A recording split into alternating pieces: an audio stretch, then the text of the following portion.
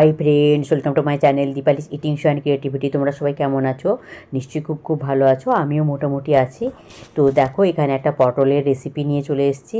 তো এখন তো শীতকাল, তবু মানে পটল তো এখন সর্বদাই পাওয়া যায়। এখন আর গ্রীষ্মকাল শীতকাল হলে কোনো কথা নেই। তো দেখো, তোমাদের দাদাভাই পটলগুলো নিয়ে এসছে। সত্যি কি নরম, কেউ বলবে না যেগুলো মানে গরমকালের পটল নয়, খুবই নরম। তো এই পটল দিয়ে একটা রেসিপি বানাবো, তাই চলে এলাম রান্নাঘরে। তো এটা একটু নতুন ধরনের রেসিপি হবে, পটলের একদম নতুন ধরনের একটা রেসিপি। আমি আজ অবধি কোথাও দেখিনি এইভাবে কোনো রেসিপি কেউ করেছে। তো দেখো তোমরা, আর অবশ্যই ভালো লাগলে কিন্তু তোমরাও করে খেও, আর বন্ধুবান্ধব আত্মীয় স্বজনদের সঙ্গে শেয়ার করে যাতে তারাও করে খেতে পারে। তো দেখো, এই পটলগুলো থেকে আমি ছুলে ভেতরে শাঁসটা বের করে নিয়েছি আর ওপরটা ছুলে নিয়েছি। তো এই শাঁসগুলো দিয়ে, আর এই যে দেখো মসুর ডাল ভিজিয়ে রেখেছি, এই মসুর ডাল শাঁসটা দিয়ে আমি একটা পেস্ট বানিয়ে নেবো। তো তোমরা দেখতে থাকো, সঙ্গে থাকো, দিলেই বুঝতে পারবে কি করছি।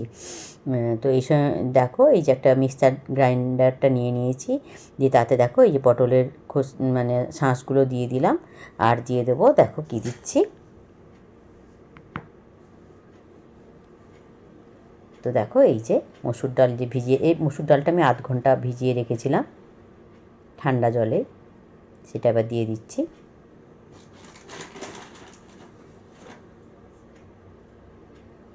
আর দিয়ে দিলাম কিছুটা পেঁয়াজ কোচানো,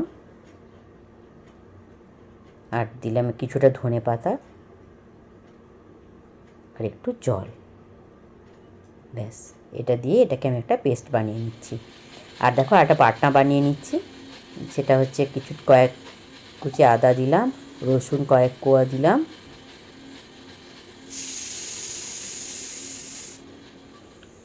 আর দেখো কিছুটা গোটা জিরে দিলাম, আর দিলাম গোটা ধনে। তো আমার ধনেটা পলিথিনের মধ্যেই ছিল, তাই ওইভাবে দেখালাম, দিয়ে দিলাম। তো এটাকে একটা আমি পেস্ট বানিয়ে নেব। আর কিছুটা ধনে পাতা আর কাঁচা লঙ্কাও দিয়ে দিলাম, কয়েকটা কাঁচা লঙ্কা কুচি, মানে কুচি নয়, গোটা কাঁচা লঙ্কা, ধনে পাতা, পেঁয়াজ কুচি একটু, আর একটা টমেটো দিয়ে দিলাম। তো ওটাকে আমি একটা পেস্ট বানিয়ে নেবো। আর এদিকে দেখো, পটলটাকে আমি নুন হলুদ মাখিয়ে রাখছি। তো এই সময় বলে রাখি, পুরনো বন্ধুদের অসংখ্য ধন্যবাদ, তোমরা আমার সঙ্গে আছো, এইভাবে সারা জীবন আমার সঙ্গে থেকো, আমিও সারা জীবন তোমাদের সঙ্গে আছি। আর নতুন বন্ধুদের বলছি, যারা আমার চ্যানেলটা ভিজিট করতে আসছো, তারা আমার চ্যানেলটাকে সাবস্ক্রাইব করে থেকে যেও, আর বেল আইকনটা অবশ্যই ক্লিক করে দিও, যাতে আমার ভিডিওগুলো দেওয়ার সঙ্গে সঙ্গে তার নোটিফিকেশান ফার্স্টেই তোমাদের কাছে চলে যায়। তোমরা আমার সঙ্গে থাকো, আমিও সারা জীবন তোমাদের সঙ্গে আছি। আর দেখো, এখানে ওই যে মুসুর ডাল আর পটলের শাঁস দিয়ে যে আমি মানে ব্যাটনাটা মানে এটা করে নিয়েছিলাম, বেটে নিয়েছিলাম। তো সেটাতে আমি কিছুটা ময়দা দিয়ে দিলাম, আর দিয়ে দিলাম পরিমাণ মতো লবণ, আর দিয়ে দিলাম পরিমাণ মতো হলুদ, দিয়ে এটাকে আমি এখন হাত দিয়ে ভালো করে একটু ফেটিয়ে নিচ্ছি। তো বলে রাখি, তোমরা কিন্তু অবশ্যই একটা লাইক দিয়ে দেখো, যারা এত দূর দেখেছো তারা কিন্তু অবশ্যই একটা লাইক দিয়ে দিও। আর আমার ভিডিওটা ছোটো হবে, পুরোটাই দেখো, কেউ কিন্তু স্কিপ করে দেখো না। আর একটা মিষ্টি কমেন্ট করো, কমেন্ট পড়তেও আমার খুব ভালো লাগে, আর কমেন্ট ধরে ধরে তোমাদের কাছে যেতেও আমার খুব ভালো লাগে। তো দেখো, পটলের যে পটলগুলো যে আমি করে রেখেছিলাম, তো সেই পটলের মধ্যেই কিন্তু আমি এই পুরটা দিয়ে আস্তে করে পটলগুলো উল্টে দিচ্ছি। এইভাবে আমি প্রত্যেকটা পটলের মধ্যে পুরটা ভরে পটলগুলোকে ভালো করে একটু ভেজে নেব। তো আর বলছি, অবশ্যই কিন্তু এটা বানিয়ে খেও, খুবই ভালো হয়েছিল, সুস্বাদু হয়েছিল খেতে। আর এই একটা তরকারি হলেই কিন্তু তোমাদের খাওয়া হয়ে যাবে। আর বন্ধুবান্ধব আত্মীয় স্বজনদের সঙ্গেও শেয়ার করো, যাতে তারাও এইভাবে বানিয়ে খেতে পারে। আর কিন্তু পুরোটাই দেখো অবশ্যই, নাহলে কিন্তু বুঝতে পারবে না আমি কীভাবে কী করলাম, যদি টেনে টেনে দেখো। তো ঠিক আছে, চলো এবার আমি এগুলোকে পোটগুলো ভরে নিয়ে ভেজে নিচ্ছি, তোমরা দেখতে থাকো, সঙ্গে থাকো।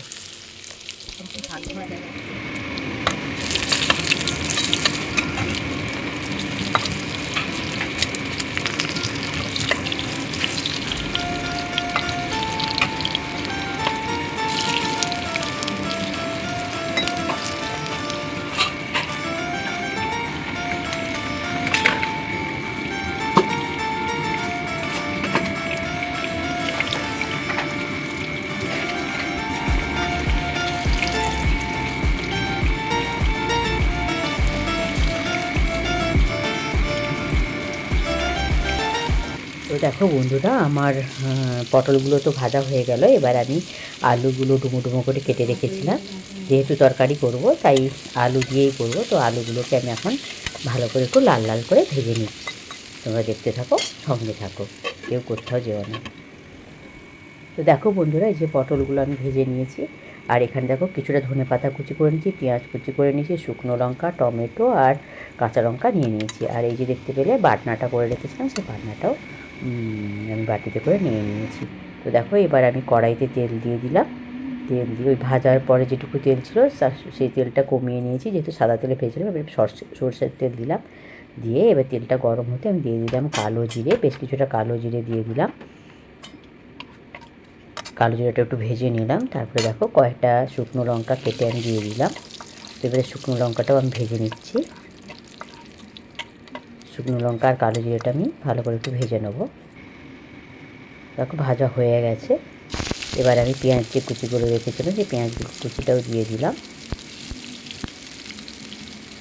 এবার পেঁয়াজ কুচিটাকে একটু ভালো করে লাল করে ভেজে নেবো।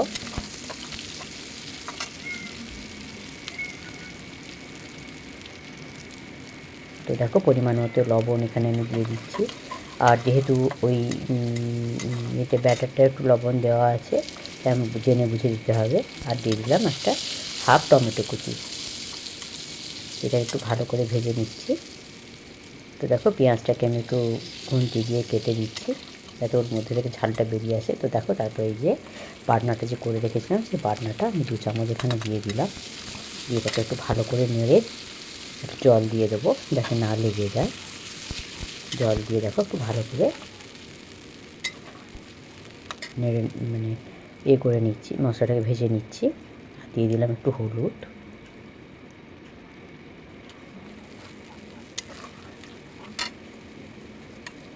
আর এটা যেহেতু জিরে ধনে বাটা দিয়ে করছি, তাই একটু এমনভাবে করব যাতে জিরে ধনে বাটার গন্ধটা থাকে।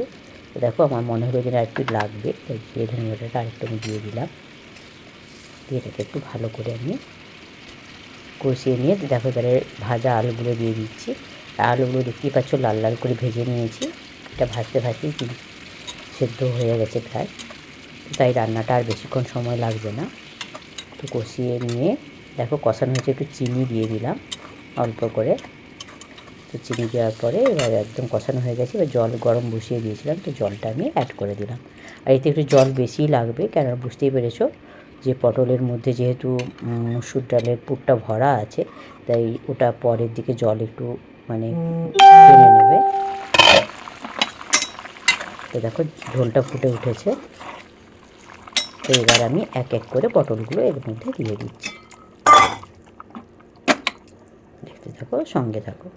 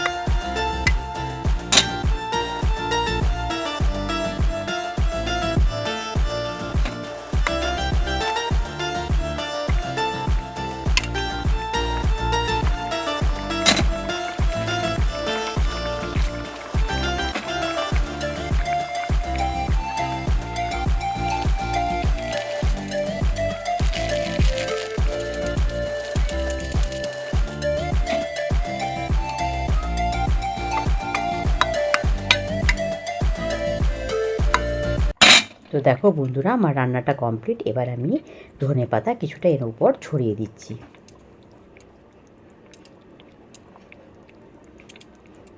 তো দেখো সুন্দর লাগছে না দেখতে? হ্যাঁ, যেমন দেখতে সুন্দর লাগছে না, তেমন খেতেও কিন্তু দুর্দান্ত হয়।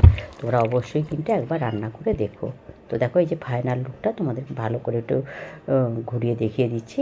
আর ঝোলটা মরে যাওয়ার পরে কিন্তু এরকমই হয়েছিল, ঝোলটা যেহেতু টেনে নিয়েছিল। দেখলে ওই যে পটলের একটা মসুর ডাল দিয়ে রেসিপি করলাম, তো ওটা কিন্তু দুর্দান্ত হয়েছিল খেতে।